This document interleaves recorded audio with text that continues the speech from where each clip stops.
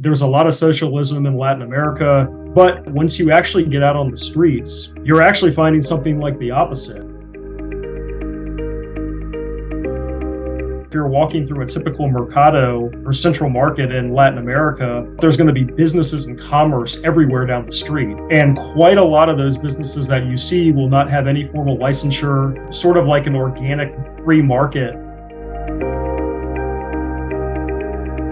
You have a bunch of what's called favelas, which are informal, illegal settlements. There's no zoning at all. It's designed for extremely low income group. I'd say that if you go to Skid Row in California and the Tenderloin in San Francisco, I would say that what they have is actually worse than shanty towns, which is you've got hundreds of people living in absolute squalor. The shanty towns of Latin America are actually quite a lot more sophisticated, and a lot of it is provided by the private sector. No, it's not perfect, but they have a higher standard of living than, say, somebody who's living under a bridge in Los Angeles.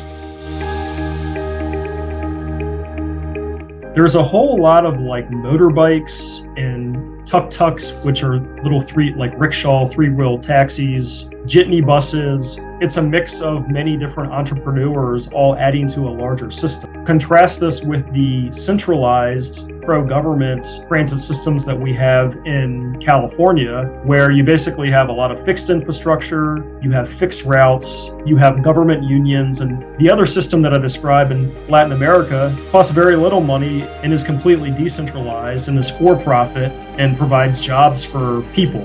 We in the US have a lot to learn about allowing these decentralized systems in our own cities.